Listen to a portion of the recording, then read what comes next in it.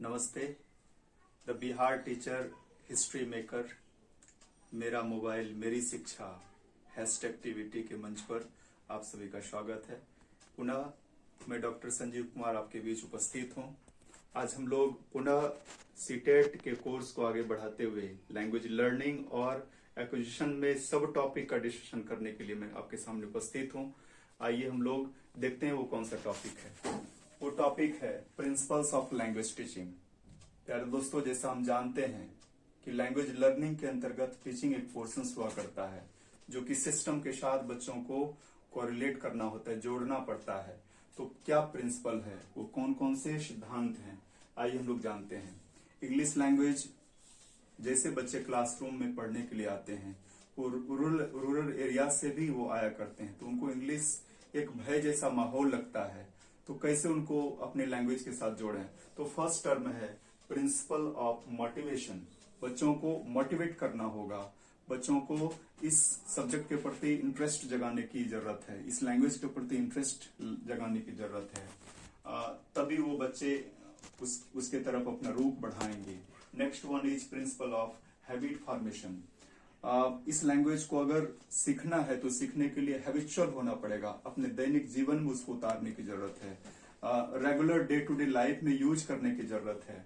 Next one, इसी के अंतर्गत हैबिट फॉर्मेशन के अंतर्गत एक पाल्मर बड़े एडुकेशनिस्ट हुए, उन्होंने कहा था कि language learning is essentially a habit forming process.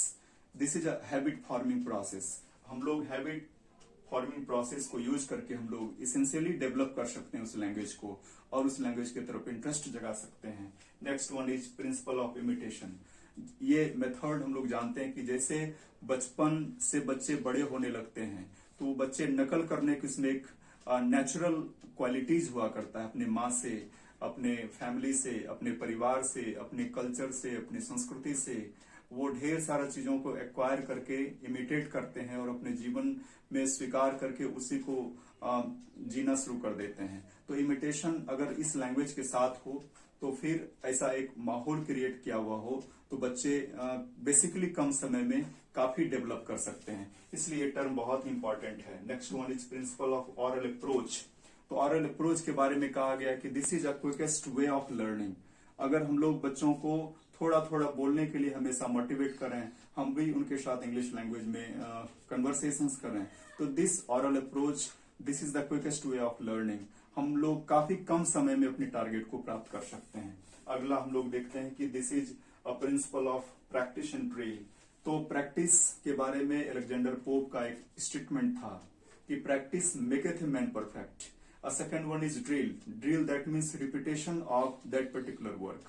तो रिपीट करना और प्रैक्टिस, अगर ये दोनों साथ साथ चले तो हम लोगों को जल्द ही लैंग्वेज के तरफ अप्रोच बढ़ाने में मदद मिलेगा, हम लोग वहां पर आसानी से पहुंच सकते हैं। अगला है principle of natural order of learning.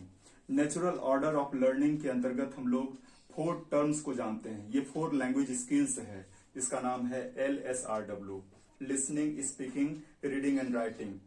First 2 language हम लोग फैमिली बैकग्राउंड से सीख लिया करते हैं, सुनना और बोलना वहां से सीख लेते हैं, और पढ़ना लिखना क्लासरूम सिनारियो के अंतर्गत हुआ करता है, क्लासरूम एटमॉस्फेयर के अंतर्गत हम लोग सीखते हैं। इसमें कई टर्म को रीडिंग का कई पोर्शंस हुआ करता है, इसमें स्लो रीडिंग और अंडरस्टैंडिंग, ये दोनों साथ साथ चलता है। इस पर हम लोग बाद में डिस्कशन करेंगे।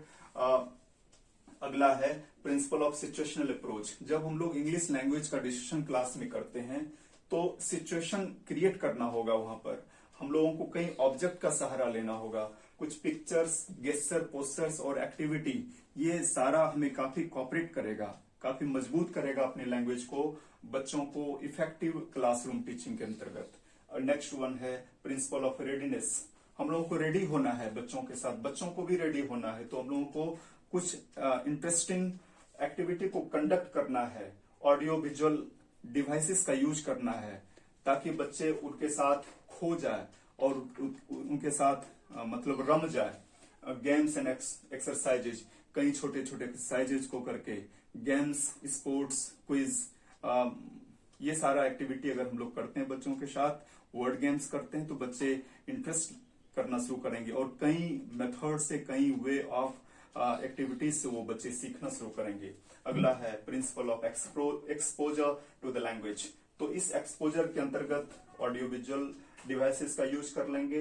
बच्चों को कुछ पैम्फलेट्स में वर्ड स्टॉक्स दे करके, कुछ नए वर्ड स्टॉक, कुछ रजिस्टर्ड, कोई स्पेसिफिक वर्ड मतलब फेस्टिवल वगैरह से भी जुड़ा हुआ कुछ ऐसे शब्द को दे करके बच्चों का जो ग्लॉसरी है उसको हम लोग इनरिच कर सकते हैं। डिस्प्लेइंग चार्ट्स को भी दिखा करके बच्चों को उनके साथ हमरूप हो सकते हैं। Next one is principle of correlation with life में कई तरह के एक्टिविटीज हुआ करते हैं, उनके साथ जोड़ करके अपने सब्जेक्ट मैटर को अगर वहां तक पहुंचा दिया करते हैं तो बच्चे वहां से भी सीखना शुरू कर दिया करते हैं। Next one is principle of accuracy and correctness. Accuracy, this is the portion of grammar. Grammar के बारे में ओटो मैकफरसन एक बहुत बड़े ग्रामरियन हुए, उन्होंने कहा था कि grammar teaches us accuracy. Accuracy that means all the usage of correct words as well as proper content, pronunciation, intonation pattern, spelling and structures.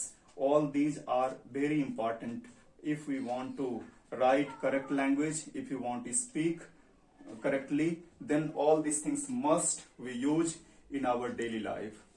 Or next one is principle of group work. Group activity को हम लोगों को सीखना बहुत आवश्यक है, बच्चों के साथ शेयर करना बहुत आवश्यक है। इसमें बच्चे कई तरह के मैनर्स को, कई तरह के सिस्टम्स को, टेक्निक्स को बच्चे शेयर करके, आदान प्रदान करके सीख लिया करते हैं। इसलिए ग्रुप एक्टिविटी, ग्रुप वर्क का काफी इंपॉर्टेंस है आज के समय में। तो ये था discussion principle of language teaching. CTET के अंतर्गत हम लोगों ने सब पोर्शंस का डिस्कशन किया है। आज हम लोग इस चैप्टर को यहीं रोकते हैं। धन्यवाद। हम लोग नेक्स्ट चैप्टर में पुनः नए चैप्टर के साथ उपस्थित होंगे। Thank you very much.